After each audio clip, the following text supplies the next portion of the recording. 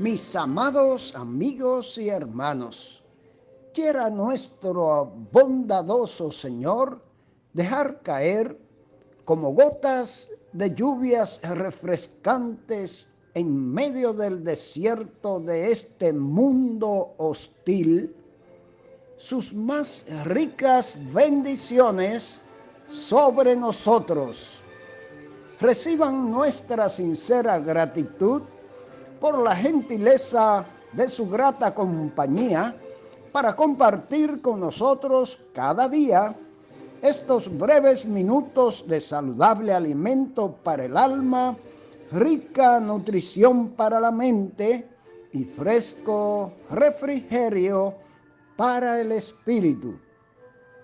Y ahora, palabras de sabiduría. Hechos 9, 3 y 4. Mas yendo por el camino, aconteció que al llegar cerca de Damasco, repentinamente le rodeó un resplandor de luz del cielo. Y cayendo en tierra, oyó una voz que le decía: Saulo, Saulo, ¿por qué me persigues? En la continuación de nuestro placentero y edificativo viaje por el libro de los Hechos, ayer comenzamos a transitar por el esperado capítulo 9. Digo esperado porque no hay un creyente en Cristo que no haya sido bendecido y beneficiado abundantemente por los escritos y revelaciones que Dios ha dado a su pueblo a través del protagonista de la historia principal de este capítulo 9 de los Hechos. En nuestra entrega anterior citamos algunos de los méritos y aportes a la Iglesia de Jesucristo de este extraordinario instrumento del Señor. Pero por mucho tiempo que pudiéramos invertir, por mucha tinta y papel que pudiéramos usar, seríamos incapaces y quedaríamos muy cortos al tratar de describir la grandeza espiritual del apóstol Pablo.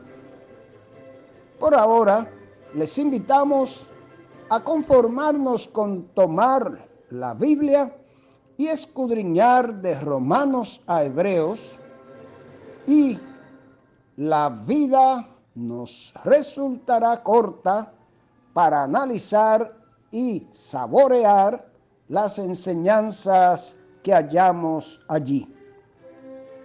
Además, como meta más cercana, vamos a aprovechar los amplios y nutritivos comentarios de Matthew Henry, traducidos y adaptados al castellano por don Francisco Lacueva, hoy con el tema La conversión de Saulo de Tarso en San Pablo, parte 2, Hechos 9, 3 y 4. Cuán súbita y extrañamente se produjo en él un bendito cambio. Nos referimos en Pablo. El lugar y el tiempo de tal cambio, yendo por el camino, al llegar cerca de Damasco, allí entonces le salió Jesús al encuentro cuando menos lo esperaba. Iba de camino. La obra de la conversión no está limitada a los locales de la iglesia. Algunos son llamados en el camino o en la calle. Allí puede el Espíritu meterse con nosotros, pues sopla donde Él quiere. Estaba cerca de Damasco. El que había de ser apóstol de los gentiles fue convertido a la fe de Cristo en un país pagano. Iba por mal camino en cuanto que su objetivo era contra los cristianos de Damasco. A veces la gracia de Dios obra en los pecadores cuando están en su peor estado, pues así resplandece mejor la gloria del poder y de la gracia de Dios. Estaba a punto de poner por obra el edicto cruel contra los cristianos, pero fue impedido ahora de ejecutarlo. Esto fue un gran favor para los pobres santos de Damasco, quienes tenían noticias de su venida, como se ve por lo que dice Ananías en el verso 13 y 14. Cristo tiene muchas maneras de librar de la tentación y de las garras del enemigo a los suyos. A veces lo hace al cambiar el corazón de sus perseguidores. Fue sobre todo un gran favor al propio Saulo. Hemos de estimar como una señal especial de favor de Dios el que nos impida llevar a cabo un mal propósito. ¿Cómo se le apareció el Señor Jesús en la gloria? Aquí se nos dice solo que repentinamente les rodeó un resplandor de luz del cielo. Pero después se nos declara que el Señor Jesús estaba en aquella luz. La luz les rodeó repentinamente, porque las manifestaciones de Cristo a las pobres almas son a menudo repentinas y sorprendentes, alcanzándolas con las bendiciones de su bondad. Era una luz del cielo, superior en brillo a la del sol, pues fue visible al mediodía.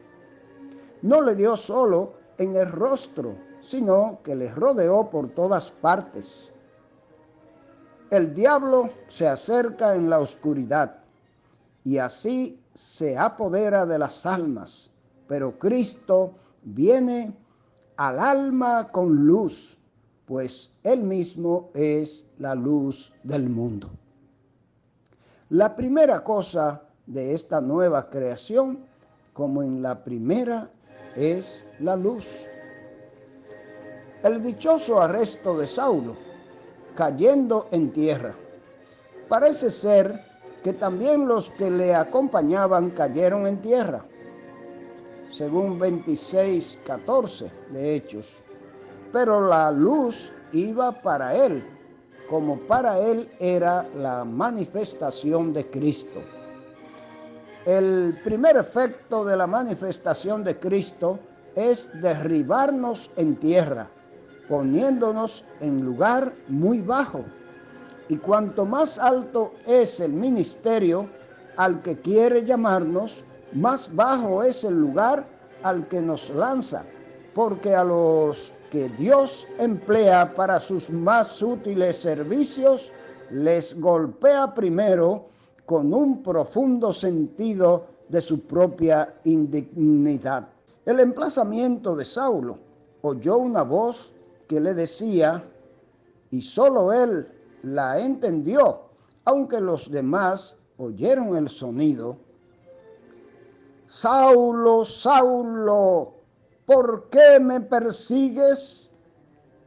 No solo vio una luz del cielo, sino que oyó una voz del cielo. Las manifestaciones de Dios nunca son alardes mudos, pues Él enaltece su palabra, especialmente su nombre, y lo que se ve está destinado a abrir camino para lo que se dice. Saulo oyó una voz, porque la fe viene por el oír, y la voz que oyó era la de Cristo mismo. Ninguna otra voz puede llegar al corazón del hombre. Cuando oímos o leemos la palabra de Dios, recordemos que nos aprovechará tanto más cuanto más veamos oigamos en ella la voz del Dios omnipotente, la voz del Verbo. Lo que oyó era de despertador y avisador en extremo. Oyó que se le llamaba por su nombre y duplicado, lo cual, como en las otras 6 veces en que esto ocurre en la Biblia, indica una tremenda importancia de la declaración que sigue a continuación. A Saulo lo hace para despertarle la conciencia con la viva convicción de la maldad que pensaba llevar a cabo. Añade Jesús: ¿por qué me persigues? De un golpe pudo Saulo percibir que lo que se hace a los discípulos de Cristo se hace al mismo Señor. Fue entonces, sin duda, cuando intuyó la maravillosa verdad del cuerpo de Cristo, que es la iglesia que él mismo había de exponer después en sus epístolas con mayor claridad, extensión y profundidad que ningún otro escritor del Nuevo Testamento lo haría.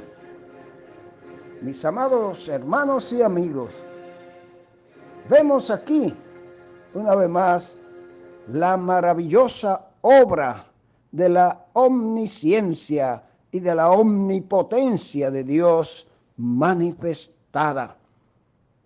Dios es soberano además, y en su soberanía Él elige a quien Él quiere y busca la manera que Él quiera para manifestarse y llegar a lo profundo del corazón humano.